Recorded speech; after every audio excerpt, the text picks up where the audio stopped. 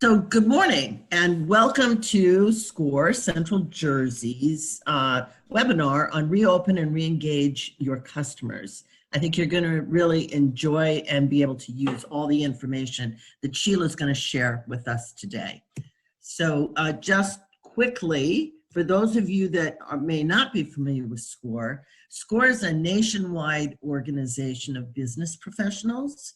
We're a resource partner with the Small Business Administration, and our mission is to help small businesses get started. So if you're thinking about starting your business or have just started starting a business, give us a call. We can help you with that. We help small businesses grow. So even if you're in business and need help with a certain aspect of your business, we can do that as well. And then, of course, our goal is always to help small businesses prosper and sustain themselves over time. We have about 10,000, over 10,000 mentors and 250 chapters. So you can find us anywhere across the US. The three ways we work are by offering free or a very small charge for in-person seminars. And right now we're doing webinars, of course. You can find all of our webinars listed at our website on centraljersey.score.org. We offer lots and lots of resources. So basically any question you have about small businesses and how to do all the things that small businesses do, you can find in our resources, and those are all for free. Again, by going to our website. And I think the most important thing we do is offer mentoring. We work one or two of SCORE mentors with clients, and we can work with you through your business journey as long as you need us. So again, go to our website, search for a mentor, and we would love to be working with you. So now this morning, why we're really here is to hear what Sheila Donovan has to say about reopening and reengaging customers. Sheila is the founder of Real Clear Marketing. Has a great lot of information for you. And Sheila, thank you for working with SCORE, and thank you for doing this presentation for us today. Well, thank you, Jane, and thank you so much for inviting me to do this presentation today. It's my pleasure to work with you guys. I think you offer so much to small businesses. And so today, what we're going to talk about is reopening and re-engaging your customers using digital marketing. So without further ado, I'm going to dive right in and just share my screen and start the presentation. Okay, so today we're talking about reopen and re-engage. My contact details are on the front of this presentation. If anybody wants to reach out to me, you'll find me on Facebook, Instagram, and also on LinkedIn. And I have a phone number as well. So let's just move on. So my goal for today, I think every presentation should start with a goal. And I want to show you how to create audiences on Facebook and Facebook and Instagram using one unique strategy. And I can't stress that enough. There's a lot of people out there that have all different types of strategies. What I'm teaching today is an efficient, low-cost strategy to build an audience inexpensively. And I'm going to talk about what you should promote and how to test audiences and offers, text, ad copy, and the like inexpensively. And I also have a free guide called Rebound Marketing. You can find it on my website, realclearmarketing.com/rebound marketing. A little bit about me. I have 25 years of global marketing experience. I had a global marketing company, and the companies that I served included Dell, DHL, Forbes, LL Bean, National Geographic, very large companies. And I learned so much over the years. And I sold the global marketing company in October of 2019. And this is not my first time at the crisis rodeo. I had two major pivots in my business. So I want to let you know that I've been there before, and I've experienced great challenges in my business where I had to learn how to pivot. And the first was, of course, the 9/11 tragedy. But shortly after that, you might remember the anthrax issue that showed up, anthrax in the mail. And I was in the direct mail business at that time. doing direct mail around the world, we were shut down full stop. It just completely stopped our business. And then the second major one is the European privacy regulations. And I decided this time to pivot out of global marketing because the privacy compliance regulations in the EU are really difficult. Now I help small businesses learn how to use digital marketing. I want to share with you some important facts about digital marketing today. To get your content seen on social media, you have to pay to play, because only 1% to 2% of your followers or fans will see your content organically. Facebook controls their news feed. Instagram controls their news feed. LinkedIn controls their news feed. And they organic growth is really a thing of the past. So you do have to pay to play. But the good news is that you can advertise with a low and moderate budget. And the best news is that you can test and develop an audience inexpensively. And that's what I'm going to show you today. I want to share some important terms and marketing math. Yes, you do have to spend money to make money, but like I said, you don't have to spend a fortune, and you can test and build an audience inexpensively. How much should you spend to acquire a new customer? Well, that depends on the LTV, or the lifetime value of your customer. For me, I don't mind paying as much as $10 for a new customer, but if you're selling a low-cost item, you may want to spend less, but you have to think about your relationship with the customer over the lifetime of that relationship. So I always talk about lifetime value of a customer, because you may think, gee, I don't want to spend more than $1 or $2. Well, what's your relationship with that customer? How much will you earn over their lifetime? So to acquire that relationship or begin a relationship with them, you have to understand your marketing math. So important terms when looking at marketing math are cost per thousand, cost per click, return on ad spend. And I'm going to introduce you to a technique where we are going to use all of these techniques and technologies so that you can build your customer audience inexpensively. So I want to talk about why digital marketing is so powerful. It is because it lets you inside the head of the consumer. Now, we all have one brain. And for simplicity's sake, I'm going to talk about how we break our thoughts down into two relatively distinct groups: our personal life and our work life. In our work life, you might be thinking about something like your health benefits, your promotion, deadlines, vendor selection, team building, whatever you do in your job. There's certain thoughts that you will have about accomplishing your work. In your personal life, you might be thinking about health, personal safety, college funds, elder care, youth soccer, or something as simple as what's for dinner. Now, in the digital world, we act upon our thoughts by clicking on things. If we see advertisements, posts, videos that interest us, we click on them.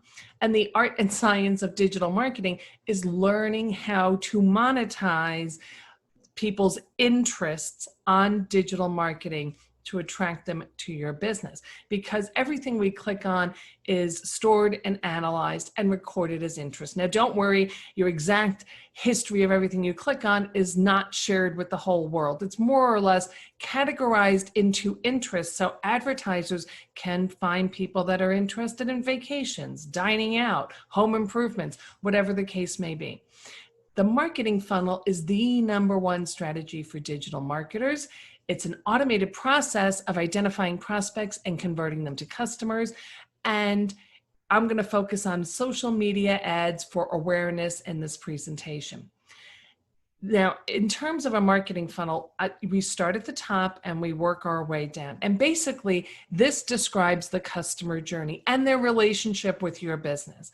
In the awareness category, they first become aware of your business, and they might see a video, they might get a piece of direct mail, they might see a post, they might see something on Facebook. And that's going to be a very large group of people.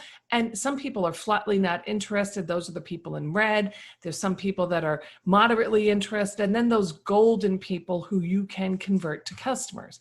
Now, the next stage of the marketing funnel requires more action on the part of the consumer. So think about it. Awareness, you see something on social media any platform and you scroll right by it. Well, you're not really engaged with it. Once you start to click on an ad or a video or watch something online or read a post, you are engaged. The next stage is discovery, where you actually take the action that's requested in the advertisement. Normally, ads will say things like sign up, learn more, register, call, or they may even come to your location if you have a brick and mortar business. And of course, purchase is self-explanatory. They become a customer, and we want everybody to become a customer. And those are those golden prospects that you can convert to customers. Then you want to retain your customers. I just talked about lifetime value, and you want to keep customers as long as you possibly can, as long as it makes sense for your business. In terms of digital advertising, there's always an objective.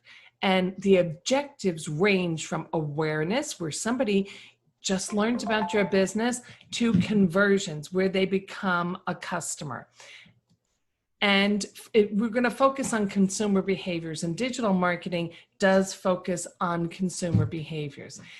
And creative and ad copy should vary based on the objective. If somebody knows nothing about your business, you are going to have to approach them differently than if somebody is an existing customer and knows you, or if somebody has engaged with your content online.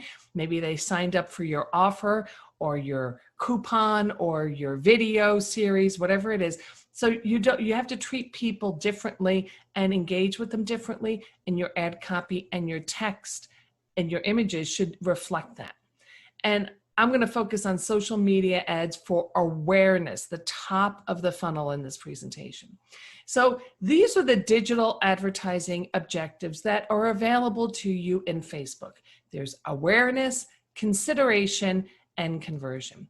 Now let's take a look at Pinterest.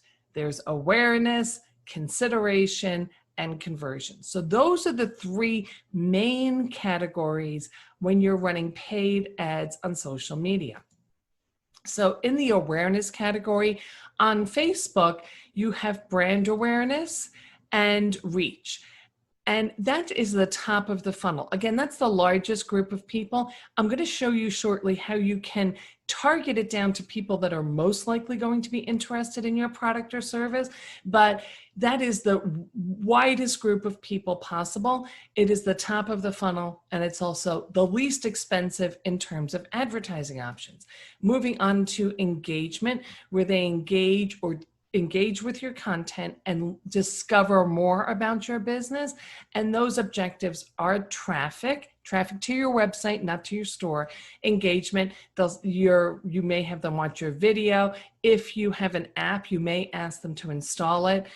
Video views is another form of consideration. Lead generation, where they fill out a form or sign up. Or on Facebook, they can send you messages, which is also a great way to engage with people. And then conversion, that's the probably more expensive middle price range. So in terms of engagement with a consumer, the more actions they take, the more expensive it is to advertise. So you can choose to completely skip the awareness phase and go to the consideration phase, but understand you'll be paying more for those ads because those people are worth more. Again, everything we do online is tracked and analyzed, so Facebook can put your ad in front of people that are likely to click on it, which would be a traffic engagement, or somebody who is likely to download an app.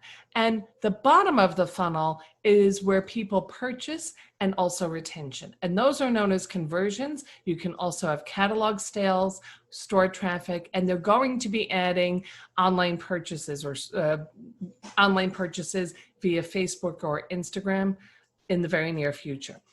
Facebook knows people that are likely to buy online and people that are likely to sign up for a webinar series, download a coupon. So you can see the more engaged somebody is, the more valuable that person is in terms of advertising, and the more expensive it's going to be. Now in Facebook and Instagram land, there's two distinct type of ads, boosted posts, and those ads that you can run through Ads Manager. And that requires a little bit more advanced skill. There's more features, and you can target specific actions like I just showed you. Boosted posts, you don't have as many options, but it's very easy to use, and it allows for retargeting, and it's a very economical way to build an audience. So let's dive in here. So that's what I'm going to show you today. So in Facebook and Instagram boosted posts, some things you want to consider are your audience. Specifically, who do you want to target? The objective. What type of behavior do you want to find on Facebook? Creative. How are you going to catch their attention? Text. What are you going to say to them? And call to action. What do you want them to do? Sign up, learn more, watch a video. And the goal is to narrow the audience first. And this one technique I'm going to teach you, which I use all the time when I test new audiences, it allows you to narrow the audience before I pay for those much more expensive ads. So this is a very economical way to do that. Now, in the world of consumer targeting, there's something known as demographics. You want to clearly understand the locations you're targeting. I target the entire United States, but true confession, I usually focus more on the major cities than the rural areas because I do better in the major cities. But you might just be targeting a specific county. Like I live in Morris County, New Jersey. You might be also targeting a 25-mile radius around your location. If you don't want to travel too far, or if you have an office that's located somewhere, people will only travel so far to come to your business. What's the gender of your ideal target audience or your ideal customer?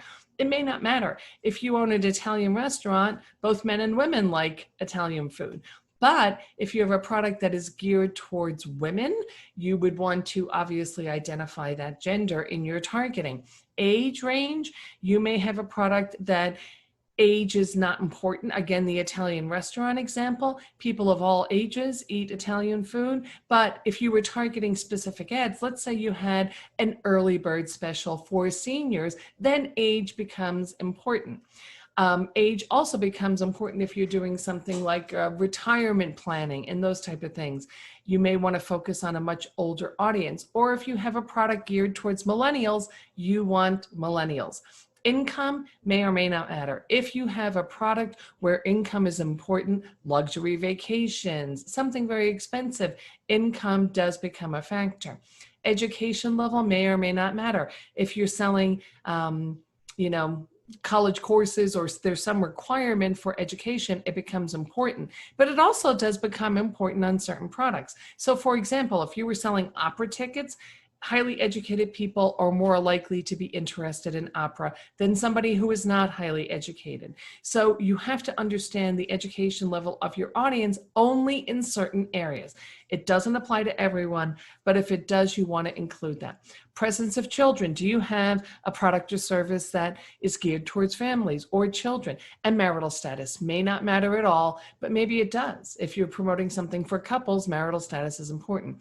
Lifestyle indicators. So those are those thoughts that people act on when online. Are they foodies? Are they interested in beauty, busy moms, sports, investing? What are their interests? And we can track those down based on what people click on online. Emotional triggers. What is the pain and pleasure points, likes and dislikes? If you can solve a problem for someone or help them envision the pleasure they'll get from using your product or service, people respond to that. You want to relate to those pain and pleasure points or likes and dislikes. So think about some of the luxury vacation spots that you see. They always show people having a good time. They try to bring you with them on this beautiful vacation. So they try to create an experience, and experiences are very emotionally driven for most people. Business targeting, firmographics is the equivalent of business demographics. You want to know the location of the companies you're targeting, industries, number of employees, annual sales. Job function of the decision maker. Do you sell to the president, only engineers, buyers, managers? Gender is only important, again, if you sell to if you're in a certain industry that is dominated by one gender or another. So for example, the engineering industry, very male dominated, so is the construction industry, but it may not matter. And if it doesn't matter, don't use it. Problem that you solved. What problem do you solve for the business? Or how can you improve their business? Are you going to help them with inefficiency, communications, accounting, employee benefits, staffing issues? So you want to focus again in the business world, a pain and gain kind of situation is the problem that you solve for them. So Facebook and Instagram ads targeting, I just want to share one example before I dive into the demonstration. So I took a 25-mile radius around Morris Plains, New Jersey. I was going to run some Facebook and Instagram ads. And in this example, I wanted to find millennials with children. And that's 25 to 39 years old, 25 miles around Morris Plains, and the ages of their children. You can see that's a potential reach of 61,000 people. And that's what's available on Facebook and Instagram. If I narrow that down, if I'm doing this for a restaurant and I want to find people that are likely to dine out, I would target those interests such as Olive Garden, Applebee, TGIF, the big chain competitors. That takes the potential reach down to 29,000 people. So I would not waste my time and money talking to people that are not really interested in these chain restaurants. And this interest in these chain restaurants is a big indicator that they obviously like chain restaurants. So it narrows down the audiences and helps you target. Now let's take a look at the other end of the spectrum, baby boomers. 25 miles around Morris Plains, there's 180,000 of them.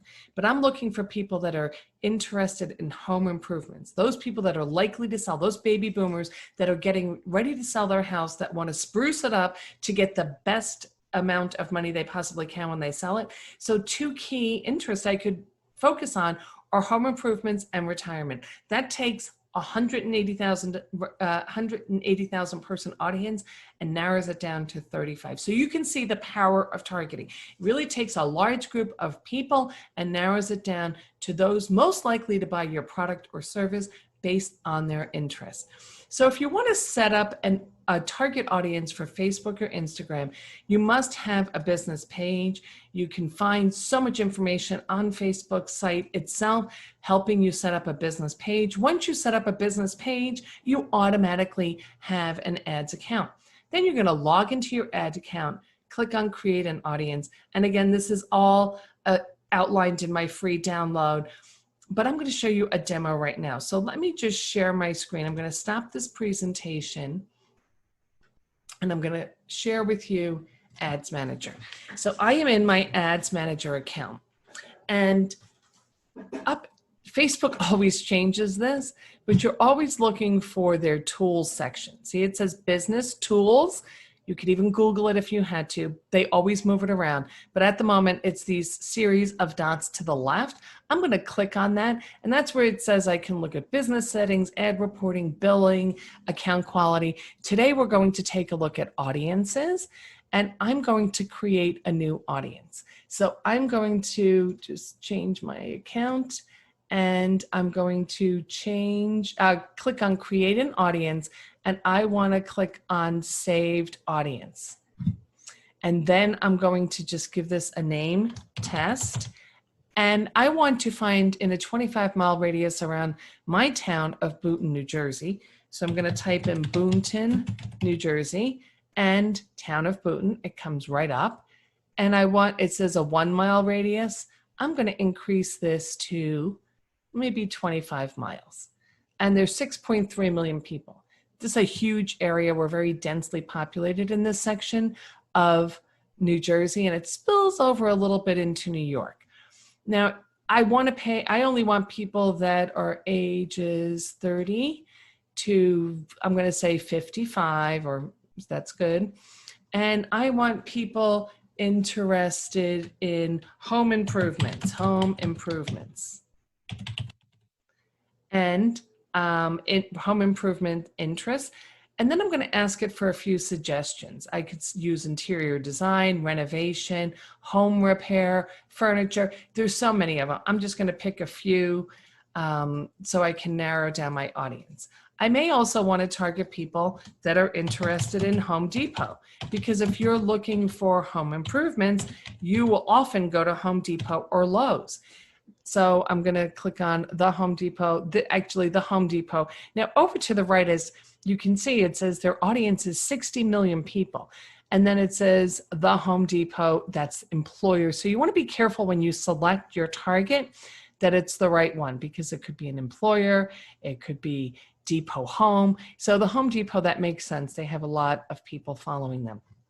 So now it's taken my 6 million size audience down to 1.7 million. So I'm just going to say this test home. Okay, and then I'm just going to say create saved audience. But I'm just going to give it a little slightly different name here so I can easily find it later.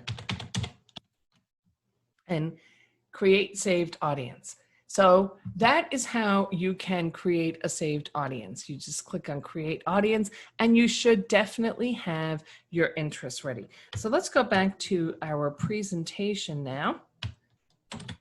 All right, so we've set up the target audience, and now I want to run my first ad, and it's an awareness ad. So the goal is awareness. I just want to narrow the audience cost effectively. I'm unlikely to sell anything. That is not the goal here. Now, if you remember with the 3 types of ads, this first level of ad, I just want to make them aware of my product and service. Selling is not the goal. Now, in this case, I'm going to use videos because videos are very popular, very hot online, and that is a great way to build engagement. And so I want people to self-identify, and I want to test audiences to determine which performs better. I also want to test images or videos to identify the best performer. So let me just go to my demo right now. So bear with me a second while I change screens again. So I'm going to pull this over here. Now this is my Real Clear marketing page, and this is an ad that I ran, and this is a very short video. And I reached 794 people. 641 of them actually watched the entire video, and then there were 16 engagements, the meaning that now 16 people clicked on it. I'm just trying to build an audience here, so I know who to target when I go to the more expensive ads. But the beauty of this is that it is only 3 cents a piece. So I showed the video for only 3 cents a piece, and 3 cents for the through plays. Actually, more people saw it. 794 people saw the ad. Now, the beauty of these type of ads is it gives you a lot of information. So it shows me that ages 35 to 44, and the placements, this was in-stream videos, and also the locations, California, Texas, New York. So this gives me a lot of information in terms of understanding who is responding to my ads. And I think I spent $30 on this entire ad. You could spend less. I'm going nationwide, so I tend to spend more, but you could start with a modest budget of something like $5 to $10 per day. So that'll give you some idea. I'm going to return to this in just a moment. So let me just share my screen again here. Back to the presentation. So we went through the steps for building the audience, and I showed you the results. But this is the results from my Memorial Day weekend. So Memorial Day, I did a promoted video.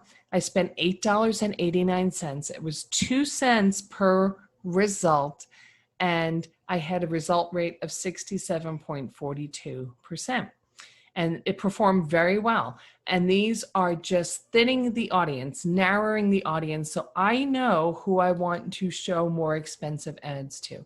Again, I'm marketing nationwide. It gives me a good breakdown by major metropolitan area. So Albany, Georgia, all of these, Albany, Schenectady, Troy, but I can easily see which areas are performing best. So I might eliminate some areas. I often don't market in North Dakota and South Dakota because I get no results, so I don't bother. And this is the most interesting part. So this demographic detail of that video ad, I was very surprised to learn how many men actually watched it. So the male audience is on the right, and you can see age 35 to 44 had a high number of through plays and a high reach. Now, Facebook showed it to a lot of males, but it's interesting that I even got their engagement. And this taught me something, because I always think that I do, I want to target women. Well, men respond as well. So I learned quite a bit from this ad. Now, why do people click on a video? The simple reason is because they're curious, and people like to be entertained and learn something. So what to put in your video?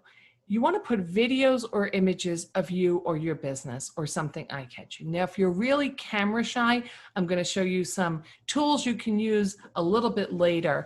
But if you have a business where you're the personality, if you can convince yourself to get on video, that would be great. There's so many tools out there that will help you make a good video. If you're using stock video or images, use images of happy people and bright colors. That is what is working best on social media right now, especially with this COVID crisis. People want happiness and they respond to things that are bright and happy. What not to put in your video? Your logo. Now, a short flash of your logo at the end is okay. I tend to do that. If I can get you to watch a whole video, I try to throw the brand out there at the end, but some people just put their video through the whole thing. That's not what videos are about on social media. You want to kind of do that at the end. Don't put large blocks of text, because the ad might be rejected, the video might be rejected, and people are not happy to read all this kind of stuff in a video. You don't want to use dark images, sad people, anything political or anything offensive. What should you offer? Well, it depends on your business.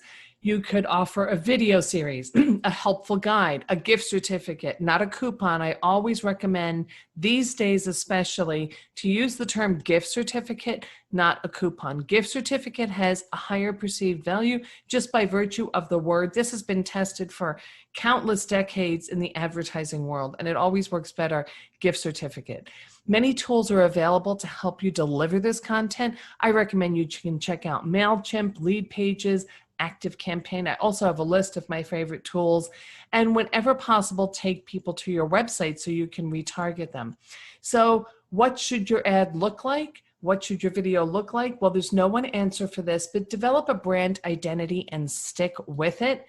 And so these are the colors I tend to use for real clear marketing on Instagram and on Facebook. And I'm going to start using them on LinkedIn because it's recognizable and it's a recognizable look. Think about any logo, McDonald's, Nike, they have a similar look they use over and over again. So that's kind of how you brand your video without throwing your logo all over the place. Colors, images, sounds, if you're using music, or yourself, your face. That's a great way to brand your content. Now, my favorite tools for creating videos are Canva, which is a free graphics and video creator, and it's easy to use, and there's countless templates and designs. And Pexels, you can get tons of free stock images and videos. So let me just open up Canva and give you a quick demo of that right now, because I think it's a great tool, and I want to show you how easy it is to use Canva. So let me just log into my Canva account. Any second, here we go. So this is my Canva account. Now the beauty of this is they have so many templates. If you want to create a Facebook video, a Facebook post, a book cover, there's just countless. If I wanted to do something for social media, an Instagram story. And the beauty of this is it's all done for you. So let's just go back to a Facebook video, and I'm going to just pick any template. So Cash Aquarius. And I would apply all 10 pages. Now you could just customize this for your business. You can replace the images behind it. You could insert new video, but we have a ready-made video for use on social media. So you can see it's pretty clever and it's nice looking. So if you need a quick way to create images and videos for social media, I highly recommend Canva. So now let's go to Pexels, P-E-X-E-L-S. And this is where you can find all kinds of stock images and videos. So if I was looking for an image of a bird, there are countless ones. Up here, I can change it from photo to video and video. So if you are looking for birds, there's just countless categories. Just search, and the only thing they ask is that you give credit to the author, because these are all free. And this is my favorite site for creating social media graphics and videos. So let's just go back to the presentation. So we've talked about Canva and Pexels, and you've just seen the demo. Now I want to give you some inspiration, because it's so hard to decide what to do with your videos. Now, Fidelity is a big investment firm, and I want to show the video on the left. I can't actually play it, but if you see it online, this is a guy just rolling around with a bunch of puppies. It is a real scroll stopper. Everybody's gonna, it catches your eye, like, what's he doing? It's very curious. Now, Fidelity puts their logo all over everything. A lot of financial big investment firms will do that. That has something to do with the FINRA regulations that they have to comply with. There's the center one is all about their new app, and it's a very clever video. And the right one is about fractional investing. It's a very clever video about apples. Why do I show you this? Because of the creativity. They use puppies, they use an image of their app, and something about apples. So be creative when you're creating your content. It doesn't always have to be the same image over and over and the same video over and over. People will respond to unique content. So their images are evolving, they're more fluid, and they're more real life. And State Farm has done the same thing. Their images are evolving, their content is evolving. And this is all about being a Jake, these videos, a Jake State Farm agent. They're actually pretty funny. So they're not talking about car insurance, home insurance, but they are building their brand and they are engaging with people. So Home Depot has some very clever ads. They always focus on the season. So in this case, this young man is measuring something, and of course they have the garden stuff. Home Depot runs an average of like 700 ads at any given moment. They spend a lot on social media ads.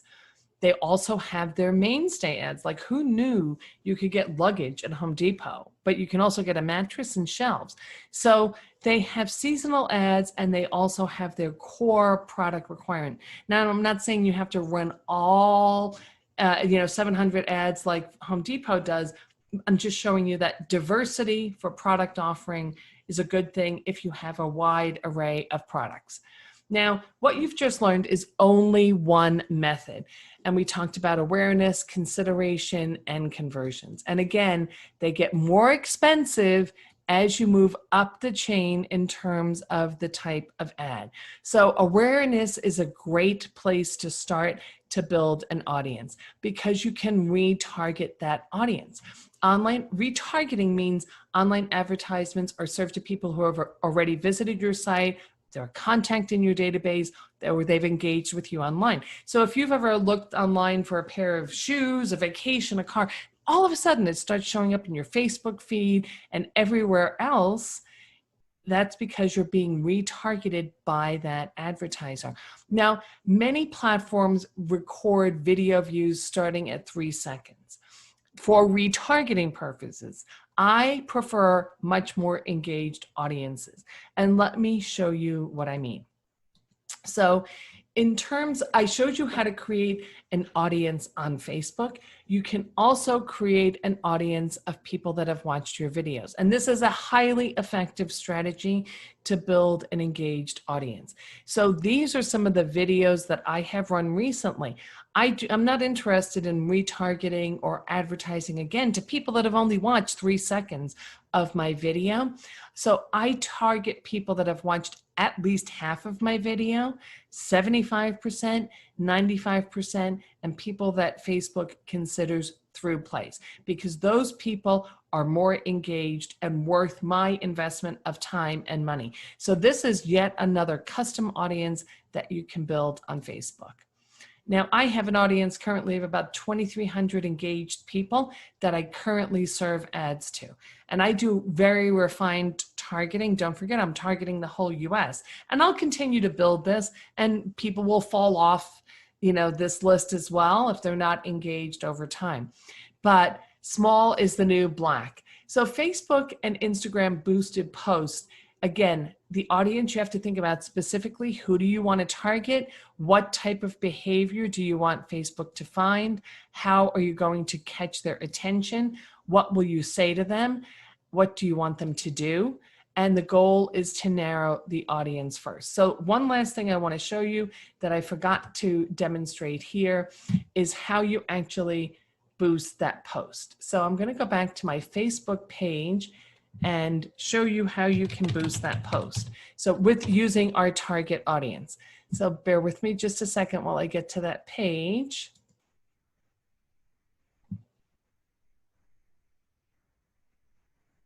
You'll notice it says boost post here. Don't boost every post, pick some of your best posts and boost those. So if I wanted to boost this again, I could choose to get more website purchases. That is not my goal, but if you're selling something online, maybe that's what you want to do. I want to get more video views, and it's offering up some audiences, my custom audiences. I have a lookalike audience, but I have all of these other audiences. I break the US down into regions, but if I selected this audience, I would click on that. Then I would scroll down and select my budget. Nationwide, I'd want to spend $50, but if you're doing something local, $10 will do it. You can place it on Facebook and Instagram. It should be fine. You want to see how it looks over here to the right. And here's my ad copy. And up here, it will give you an opportunity to see all previews. So I can see how it looks in the desktop news feed, and I can also see how it looks on Instagram. You want to make sure you, oops, let me just close that.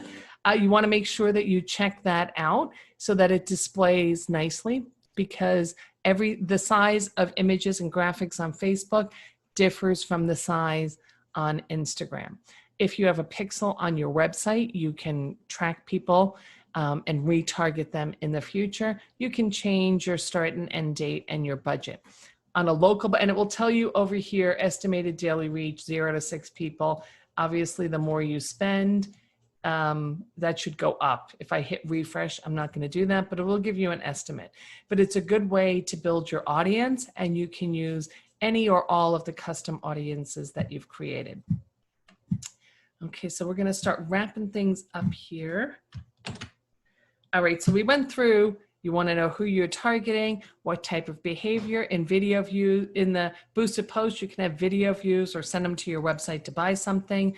What will you say? What action do you want them to take? Now, there are other strategies, but I want to tell you that small and engaged followings is the new black. So when I started in this in 2016, you had to have thousands and thousands of followers. Now it's the other end of the spectrum. If you can have a small engaged group of customers and prospects and people interested in your product and service, you will do much better. Instagram, and one strategy on Instagram that has worked well for me, I've been able to build my following for Real Clear Marketing from 0 in February to now, which is July, to 1,100 followers. And all I do is like and comment on people's posts, and they tend to follow you back. And now I'm engaged with them and can sell them my services.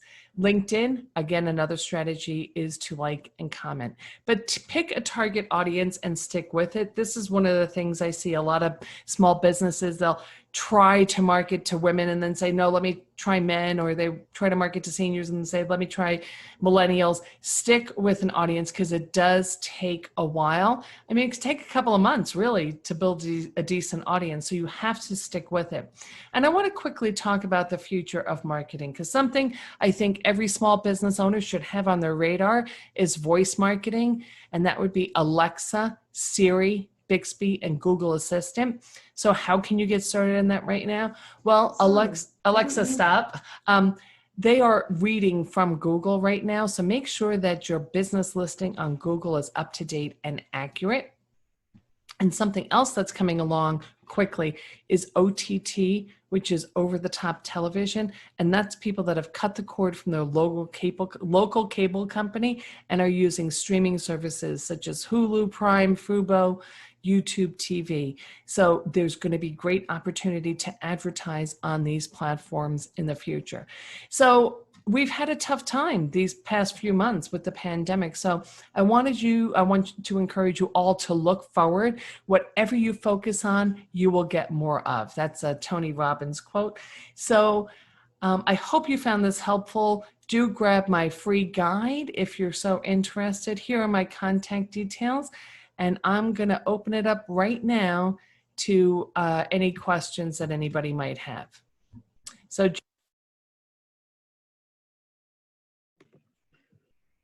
yeah, Sheila, could you give us just a little bit more information on those new technologies? Just a little bit more of when do you think they're coming, and how do I pay attention to that?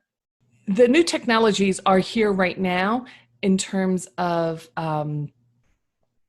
voice activated stuff. People can talk to their cars, people can talk to their refrigerators in their home, but we're going to see, that's called ambient computing, and we're going to see people talking to their devices for more of their life activities in the future, setting appointments, ordering food, things like that. So just make sure that your Google business listing is up to date.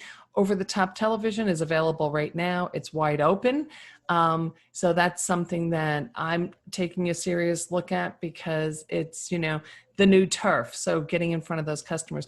I do want to talk briefly about TikTok, which is taking the world by storm. There's a lot of interest in TikTok, and people are jumping right on the bandwagon. It may have some business value in the future, but many countries are beginning to block TikTok because of their concern that the Chinese Communist Party is going to get the data. I read in the Wall Street Journal today that TikTok may move their headquarters out of China, but that's an up and coming technology. But I do want to caution everybody that, you know, find your lane, get in it, and stick with it. I mean, jumping all over the place, if you're all over the place, you're, you know, everything to everyone and nothing to no one, because it's hard to build an audience. So you're always safe with Facebook and Instagram. Instagram is a great place too. Pinterest, if you're in the creative, I mean, they all kind of operate the same as I've just outlined. So those are my thoughts on the future of marketing. I'm going to stop sharing or leave that. All right. So I'm going to stop sharing. So I'm going to give it back to you, Jane. And I lost my screen. Sorry.